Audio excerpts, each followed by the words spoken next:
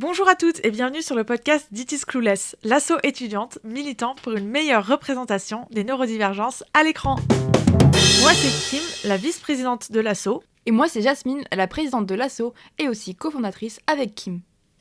Aujourd'hui, on entre dans le vif de notre série sur les figures de l'horreur, introduite dans l'épisode précédent. On vous parle d'une des figures les plus iconiques du genre, les loups-garous. De Wolfman à Twilight, on va passer en revue cette figure mythique dans une discussion à la forme assez libre. Dans l'épisode précédent, on a parlé des anciennes représentations avec des figures de l'horreur qui avaient été faites, et là on voudrait voir comment on pourrait aussi en intégrer des nouvelles, notamment sur les loups-garous et pourquoi pas le TDAH. Mais avant toute chose, Kim, c'est quoi ton film préféré de loups-garous ? Alors moi j'aime bien les vampires. Oui, toi t'es vraiment vampire et moi loup-garou. Exactement. Est-ce que t'en as quand même un préféré qui te vient en tête ? Oui, alors j'aime beaucoup Teen Wolf, la série. Elle est vraiment trop bien. Sinon, en représentation de loup-garou à l'écran, celle qui me vient en tête d'abord, c'est soit Twilight, soit Harry Potter 3, avec Remus, qui est vraiment un de mes personnages préférés de Harry Potter. Remus et Sirius. Je les aime beaucoup. Ouais, mais je préfère aussi. Grave. Mais du coup, le loup-garou est pas vraiment au centre de l'histoire ou au centre de l'intérêt dans Harry Potter et pour Twilight. Mais dans Teen Wolf, ça l'est absolument et j'aime beaucoup la série. Ouais, et j'aime bien aussi le fait qu'ils intègrent au fur et à mesure d'autres formes d'animaux garous en fait. Oui, genre les kitsune, les trucs japonais. Ouais, ça j'ai trop aimé. Genre j'aime trop Kira. Oui. Voilà. Moi, Kira et Scott, c'était le couple goal en fait. Et toi, du coup, Jasmine, est-ce que tu as des films de loup-garou préférés ? Alors moi, ce sera pas un personnage du loup-garou justement, mais vraiment un film sur la lycanthropie, donc c'est-à-dire les loups-garous. Et moi, j'ai beaucoup aimé Le loup-garou de Londres, donc le film de 1981. Je l'ai étudié en cours. Genre vraiment, c'était un de mes sujets de partiel. J'étais trop fan. On a vu les effets spéciaux de ce film qui sont quand même géniaux. Je trouve qu'ils sont vraiment très très bien vieillis, alors que c'est quand même un film des années 80. Aussi, celui qui a fait les effets spéciaux de ce film, Rick Baker, c'est celui qui a fait les effets spéciaux de Thriller de Michael Jackson, qui se transforme en chat-garou et pas en loup-garou. Je tiens à préciser. C'est trop bien. C'est un werecat. Un werecat. Un werecat. J'adore les lores qui détournent un peu les loups-garous. Genre dans Donjons et Dragons, t'as des were-jackal, des were-tiger. C'est génial. Alors, j'ai chacal. Teen Wolf, il y a quoi ? Il y a were-coyote. Ok. Genre un loup, un coyote-garou. Et sinon, j'aime beaucoup Ginger Snaps. Oui. Mais Ginger Snaps, vraiment, cette trilogie, elle est incroyable, mais mon préféré, c'est quand même le premier. C'est une trilogie ? Oui, c'est une trilogie. T'as le deuxième où ça se passe juste après le premier. Ok. Et genre, ça fait très une vie volée, je crois que ça s'appelle comme ça en français. Girl Interrupted. C'est totalement ça. C'est Girl Interrupted avec des loups-garous. C'est incroyable. Il y a un personnage avec un TDAH, genre, qui n'est pas genre coded. Genre, c'est officiel. Ok. Elle me fait très peur, c'est une gamine, elle est très flippante. et il y a le troisième, et ça se passe, genre, c'est un truc avec une invasion et tout ça. Et d'ailleurs, il y a le papa d'Alison dans Teen Wolf, il est dedans. Oh là, du coup, c'est trop drôle, genre, tout le lore est lié dans les loups-garous à l'écran. Oui. Et donc, ça se passe dans l'ancien temps, je sais même pas quand, genre dans les années 1600, un bail comme ça en France, je crois. Ok. Bon, c'est pas exceptionnel, mais juste les actrices en fait, Emily Perkins. Donc voilà. Mais du coup, Kim, est-ce que tu pourrais nous faire un petit point historique sur le loup-garou ? Oui, avec plaisir. C'est genre Stéphane Bern du loup-garou. Oui. Mais oui, Jasmine, évidemment. Mais non, c'est pas Stéphane Bern, c'est pas sorcier. C'est pas lycanthrope. Ok. Oui, donc les loups-garous ont toujours fait partie de la mythologie, de l'histoire. On peut penser à des histoires comme Romulus et Rémus, qui ont été donc les fondateurs de Rome, qui ont été élevés par une louve. Et il y a plusieurs histoires dans la mythologie grecque de rois ou de gens qui se font transformer en loups comme punition et que leur population ou leur descendance et tout ça acquièrent le pouvoir de se transformer en loup quand ils veulent. Et pendant très longtemps, en fait, les histoires, c'était plutôt ça. Même dans la mythologie celte, donc en Irlande, il y avait beaucoup d'histoires de clans de loups-garous, mais c'était pas tout à fait les loups-garous comme on les voit aujourd'hui. La figure, elle a eu beaucoup de changements au cours de l'histoire. Et dans la mythologie celte, c'était un clan qui avait le pouvoir de se transformer en loup-garou, mais dans leurs rêves. En fait, c'est Dans le monde des esprits, il peut se transformer en loup-garou, et ensuite le loup il prend une forme physique et il va courir. Waouh, ok. Et ensuite est venu le christianisme. Donc quand c'est arrivé, à l'époque antique, les gens avaient déjà des croyances assez fortes qui étaient liées à la religion d'avant, donc au polythéisme. Et par exemple avec les loups-garous, c'était un peu une évidence que les loups-garous existaient. Sauf que la raison pour ça, c'était parce que Zeus les avait transformés. Et là, ça posait un problème avec le christianisme, parce que les gens avaient quand même leurs croyances folkloriques d'avant, juste des trucs qui étaient évidents, mais les explications pouvaient plus être celles de la mythologie grecque. Du coup, ça a un peu changé l'image du loup-garou. Pendant très longtemps, c'était un peu compliqué de savoir quoi en faire. Est-ce que c'est Dieu qui a transformé des gens en loup-garou ? Est-ce qu'on disait juste que ça n'existait pas en fait, et que c'était une hérésie de penser que les loups-garous ça existait ? C'était un peu flou. Et ensuite est venue la merveilleuse époque du Moyen-Âge. Et un super livre qui s'appelle le Malleus Maleficatorum, qui se concentre notamment sur les sorcières et comment toutes les tuer parce que les femmes c'est des méchantes. Mais il y a aussi des passages sur les loups-garous, et à partir de là, les loups-garous ont vraiment été diabolisés, montrés comme des trucs infernaux qui sont là pour faire régir la volonté de Satan sur Terre. Ouais, c'est vraiment devenu des entités démoniaques à partir de ce moment-là. Et les gens pouvaient se transformer en loup-garou grâce à des tannissements ou des potions ou des trucs comme ça donnés par le diable. C'était plus la volonté divine ou une punition divine. Et ça, c'est resté pendant longtemps. Il y avait encore des gens qui se disaient des guerriers de Dieu et qui se transformaient en loup-garou dans leurs rêves et combattaient des sorcières dans le monde des esprits. Mais ils étaient beaucoup moins connus, beaucoup moins populaires que la version un peu connue de tous du loup-garou qui était devenue cette figure maléfique. La figure du loup est devenue synonyme du méchant dans tous les contes, genre le petit chaperon rouge même La Fontaine. et tout ça, La Fontaine. Loup-garou, c'est vraiment le méchant, la bête et tout ça. Et il y a des centaines et des centaines d'articles, de livres, de trucs écrits sur la figure du loup dans les contes et de toutes les métaphores que c'est. Le petit chaperon rouge, par exemple, c'est une métaphore pour la sexualité, tout ça. Genre connaître le loup, ça veut dire perdre sa virginité. Enfin, il y a plein de trucs comme ça. Mais même dans Doctor Who, genre dans les premières saisons du reboot, c'est genre le grand méchant loup. C'est le méchant, c'est le grand méchant loup, c'est son nom. Et donc le loup-garou, en tant que monstre, a vraiment eu son côté horrifique et diabolisé à partir du Moyen-Âge, et il a été repopularisé dans le 19e siècle avec l'écriture de Dracula. Parce que, effectivement, même si cette figure, on la voit tous comme un vampire, comme le vampire de base, en fait, il peut aussi se transformer en loup et il peut contrôler les loups. Ça fait partie du lore. Et peut-être vous avez remarqué que pour l'instant, dans les histoires de loups-garous, on n'a pas du tout parlé de trucs qu'on associe beaucoup aujourd'hui aux loups-garous, comme la lune ou la vulnérabilité à l'argent. Mais en fait, tout ça, ça vient dans les années 1930 avec Hollywood, qui va utiliser cette figure du loup-garou dans ses films et va créer du lore, de l'histoire nouvelle à partir de ces anciennes histoires de loups-garous qui étaient un peu dans la culture populaire.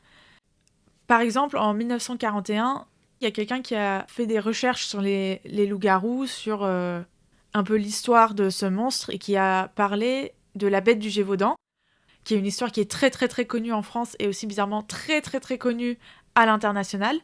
Elle a été mentionnée dans toute la première saison de Teen Wolf, par exemple, parce que, entre autres, en essayant de trouver des explications ou des informations sur les loups-garous, il a pris le fait que la bête du Gévaudan avait été tuée par un chasseur avec un fusil, et il a ajouté le fait que les balles avaient été faites à partir de médaillons en argent de la Vierge Marie, et que, du coup, les loups-garous avaient une vulnérabilité à l'argent.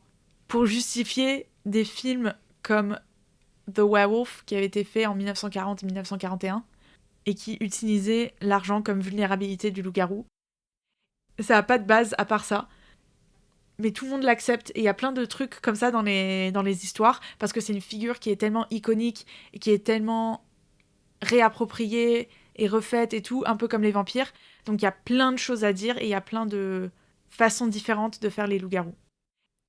Et donc justement, ce film que tu viens de mentionner, donc The Werewolf, le loup-garou en français, date de 1941, et c'est vraiment un film iconique qui m'a marqué tous les films qui vont suivre de loup-garou, parce qu'on va toujours reprendre soit le nom de famille du coup de l'homme qui va se transformer en loup-garou, donc Henry Talbot.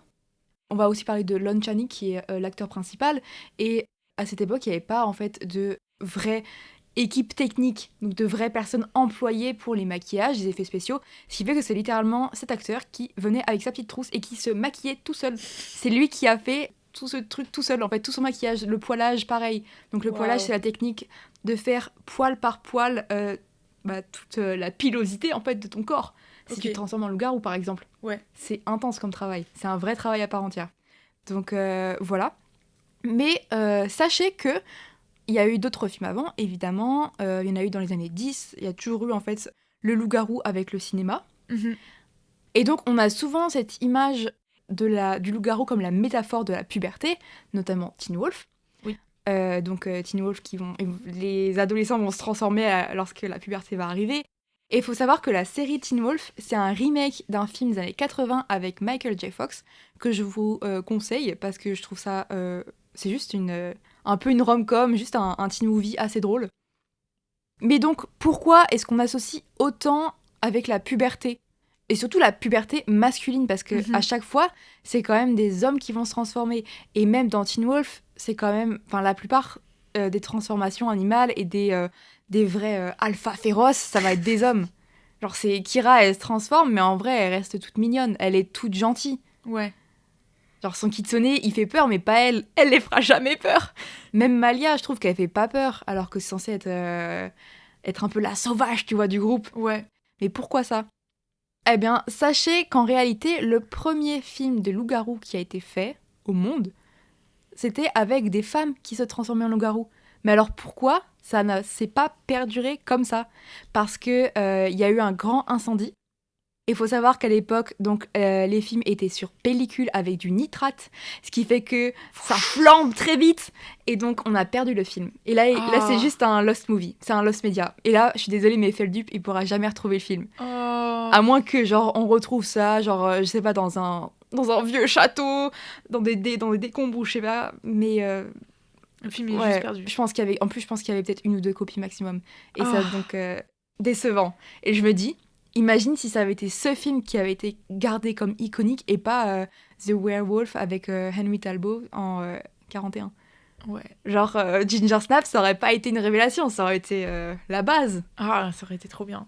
Et donc justement, en parlant de métaphores, donc là on a la puberté, mais dans les années 2000, on a quand même un début de changement de métaphore. Donc là, on avait quand même une grosse vague donc dans les années 80 de loup-garou au cinéma, notamment en 80 qui a été nommé l'année du loup-garou parce qu'il y a eu littéralement 2 gros films à sortir avec des loups-garous. Donc on a du coup le loup-garou de Londres, mais aussi Hurlement, qui est vraiment chelou. J'ai pas aimé du tout. C'est trop bizarre, c'est vraiment très, très sectaire et tout. Enfin, je vous recommande pas forcément, bref. Mais donc il y a eu d'autres films à sortir aussi, donc le film Teen Wolf, etc. Et après ça s'essouffle un peu.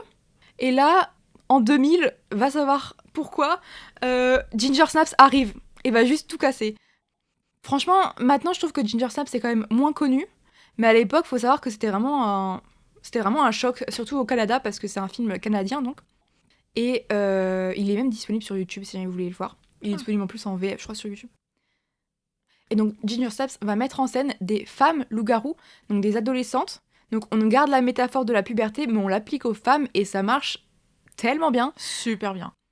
Et donc ça va mieux marcher chez ces femmes parce qu'elles ont tout simplement leurs règles. Et la menstruation, elle est cyclique, il y a un cycle. Et les loups-garous, eux, ils fonctionnent avec un cycle lunaire. Et donc ça marche tellement mieux juste parce que déjà il y a ce truc de cycle, il y a aussi le fait qu'on peut avoir aussi des gros changements d'humeur qui vont bien marcher avec le loup-garou, etc. Donc on va peut-être pas vous spoiler plus le film pour que vous puissiez bien profiter de ce chef-d'œuvre, mais voilà. Oui, je trouve vraiment que Ginger Snaps, c'est l'apogée du film des loups-garous. Et elles font peur, c'est pas comme... elles sont flippantes, hein. Oui, et c'est parce que... Même sans le loup-garou, les filles, elles sont flippantes. C'est trop bien. Parce qu'il y a eu quand même quelques femmes loup-garou, mais c'était très sexualisant. C'était super gênant. Quand, justement, dans Hurlement, il y a une femme loup-garou, mais c'est vraiment le cliché de la femme fatale. Genre, elle a très peu de tissu et elle a genre 0 poil. Alors que c'est un loup-garou, elle a juste des petites oreilles et puis des canines et des yeux un peu jaunes et voilà. Donc il y a eu d'autres métaphores aussi de loup-garou qui ont été faites. Il y a pas eu que la puberté, il y a eu le VIH, donc avec Harry Potter par exemple. Enfin, surtout une théorie. Oui, ça a été surtout repris par les fans, donc dans des fanfics. Donc des œuvres qui ont été écrites par des fans qui reprennent Harry Potter, mais là, quand on parle de loup-garou et de VIH, on va parler surtout des maraudeurs, donc c'est les parents de Harry Potter, et un d'eux, c'est Rémus Lupin. Son nom, c'est Loup, littéralement, et c'est un loup-garou. Et il y a plein de gens qui l'ont vu, cette lycanthropie, comme métaphore du VIH, comme si Rémus avait un VIH et que ça c'est caractérisé par, en fait, sa lycanthropie. Mais c'est aussi quelque chose que va explorer Ginger Snaps, donc sans spoiler. Littéralement, leur lore, c'est que tu peux transmettre ta lycanthropie en ayant des rapports sexuels.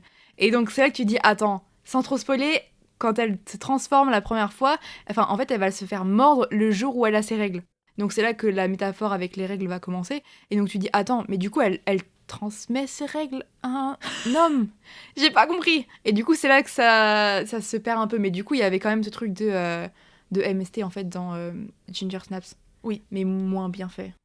Mais parce que la métaphore du VIH, c'est quelque chose qui se mêle assez bien, moins avec tout le côté de loup-garou, mais avec le côté de la transmission de la lycanthropie par la morsure. Bah, si c'est, en fait, c'est la transmission par le sang, donc ça marche bien avec le VIH. Et en fait, ça, c'est pas dans le lore de base des loups-garous, on va dire. Ça, c'est aussi quelque chose qui est venu avec Dracula. On a amalgamé un tout petit peu des traits du loup-garou et du vampire à ce moment-là, parce que Dracula était un peu les deux à la base, parce que Dracula, il mord ses victimes et c'est comme ça qu'il transmet le vampirisme.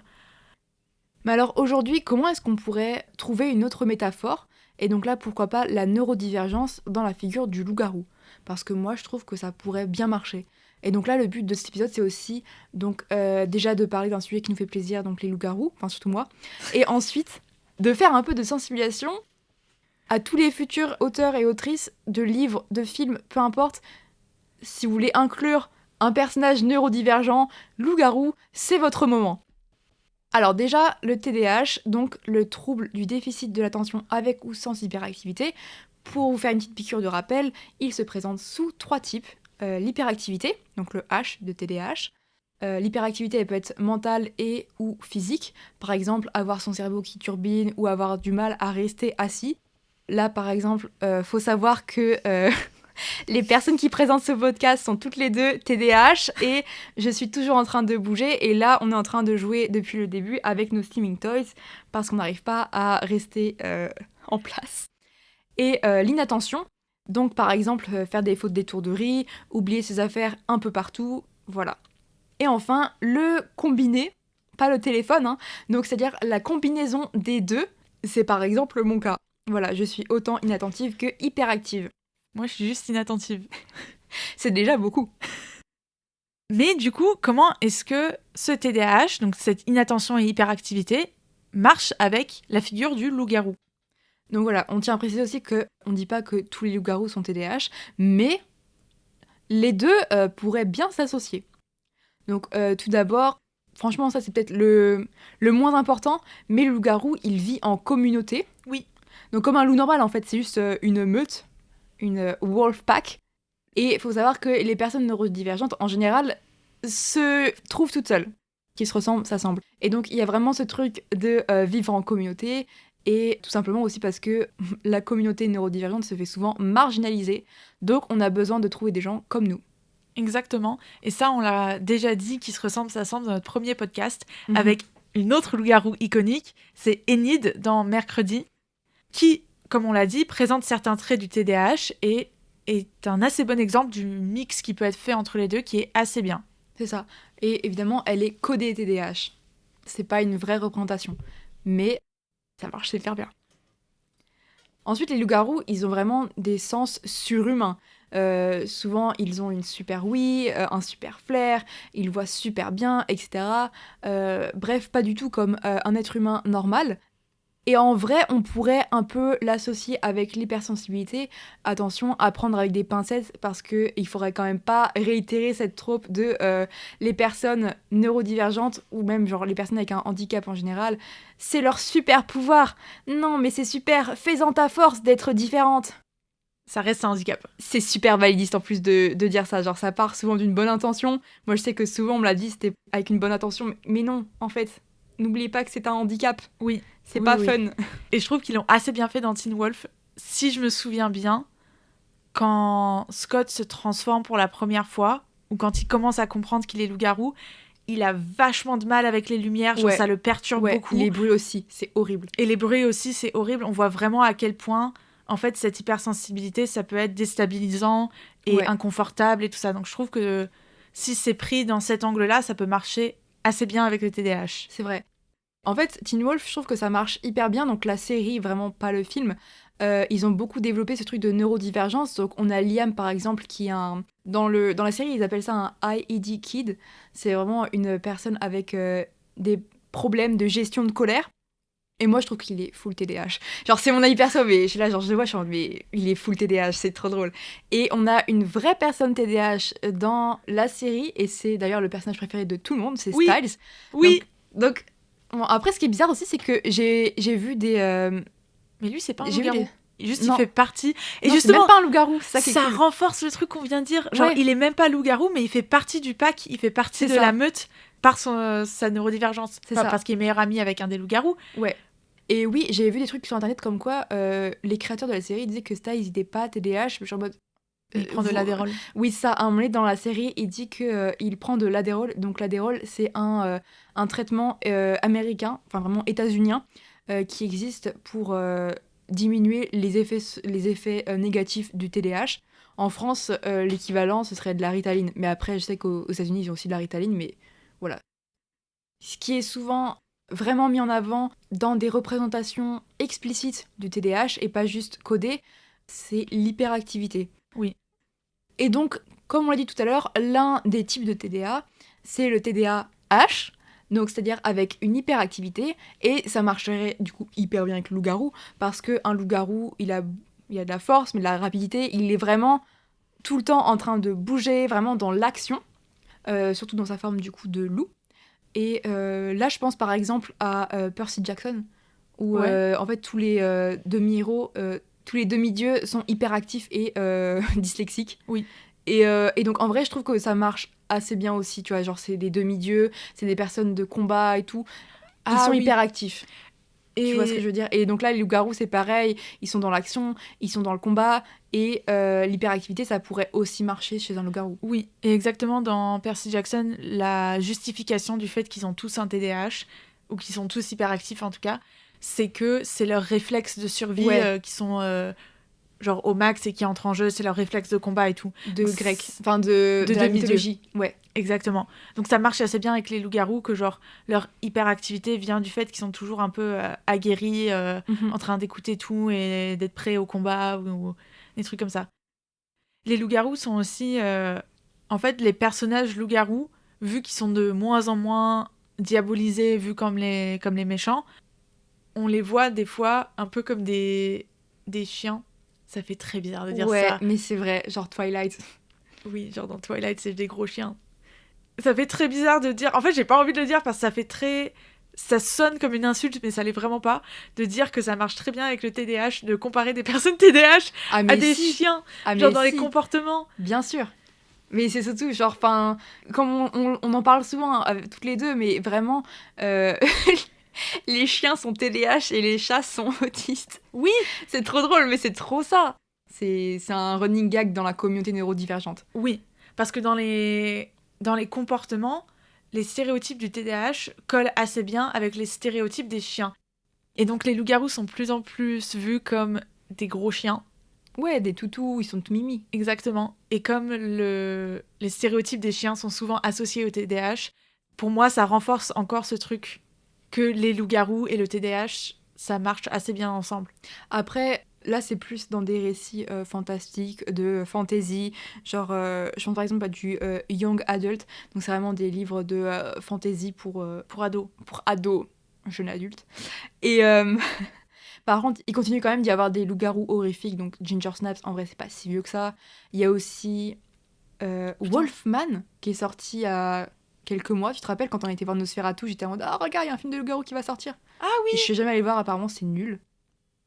Faut savoir aussi que les loups-garous, souvent, en tout cas dans les premiers films Hollywood, c'était souvent vu comme le ça freudien. C'est-à-dire genre ce truc, cette part de sombre en nous qui d'un seul coup explose.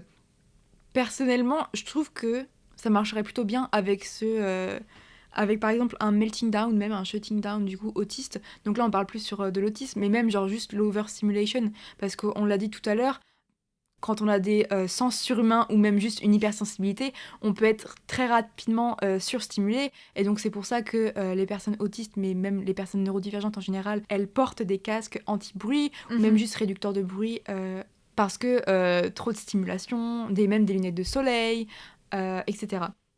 Et donc c'est déjà ce qu'on va retrouver dans Teen Wolf, où même s'ils n'ont pas d'aide et qui n'ont pas porté de casque, on les voit quand même galérer au tout début pour s'adapter un petit peu à leur nouveau sens, et on voit que c'est pas toujours facile. 2 trucs. D'abord, c'est aussi ce qui se passe dans Twilight. Les loups-garous, ils se transforment quand ils sont en colère. Donc je trouve que... Ouais, t'as ce truc de... En fait, t'as il y a un trigger. On se contrôle pas, en fait. Exactement. Il y a un trigger, il y a quelque chose qui va déclencher la transformation, et c'est quelque chose qu'on ne contrôle pas. Donc je trouve que la surstimulation, ça rentre très très bien dans ça comme déclencheur de la transformation. Puis après, ça dépend aussi des lores des différents récits. Parce que t'as aussi, par exemple, dans Harry Potter, ça va forcément être une surstimulation, c'est vraiment le cycle lunaire. Mais si on part dans Twilight, oui, c'est du coup, quand on est surstimulé, enfin, on pourrait être surstimulé, on est en colère, tout ça. Et si on est dans des films comme Ginger Snaps, là, c'est un truc progressivement, en fait, on devient un loup. Pareil dans le loup-garou de Londres. Ça dépend des récits, en fait. Exactement. Et je crois que tout à l'heure, j'avais dit que j'avais 2 trucs à dire. Et l'autre truc, c'est qu'on va pas parler de la face sombre des loups-garous sur Internet. Parce que, oh mon Dieu, quand on dit que les lores sont réappropriés aujourd'hui, la façon dont les loups-garous sont utilisés sur Internet aujourd'hui, il y a plein de trucs, beaucoup de trucs très chelous avec les loups, avec les alphas et tout ça. Genre la mentalité alpha, ah oui, je vais repréciser, la mentalité alpha, ça n'existe pas. Ça a été débunké déjà par le mec qui a proposé cette théorie au début, et ensuite par 10 000 autres personnes. Non, la mentalité alpha, qui est des loups alpha. Ah oui. C'est aussi un truc qui revient souvent, ça n'existe pas. Même chez les animaux en général. Faux. Non, chez les loups, ça n'existe pas. Ok. C'est le mec qui a théorisé ça chez les loups, il l'a ensuite débunké lui-même, et ça a été débunké par plein d'autres personnes, en mode « Ah non, en fait, il n'y a pas de gène qui rend les alphas des alphas. C'est juste que les alphas, c'est-à-dire ceux qui dirigent la meute, en fait, très souvent, c'est les parents des autres. » Allez, boum, l'Omegaverse. Mais littéralement. Juste, ils dirigent parce que c'est eux les parents des autres loups de la meute. Ah, purée, c'était Nepo Baby. Oui, c'est pas... Ouais, c'est héréditaire. Faut que j'arrête. Et donc, on a tellement hâte de revoir notre loup-garou TDAH préféré, Enid, dans la prochaine saison de Mercredi, qui sort bientôt. Normalement, c'est cette année qu'elle sort. Et donc là, on a beaucoup parlé de loup-garou, mais aussi de sa familiarité avec le vampire. Et ce sera justement le thème de notre prochain épisode. Ce sera sur les vampires. Oui! Voilà, ce sera pour Kim. Donc on continue sur Twilight. Allez. Oui. Est-ce que tu peux mettre genre un truc genre ah ouh comme ça, genre ce serait trop drôle. Genre ah ouh.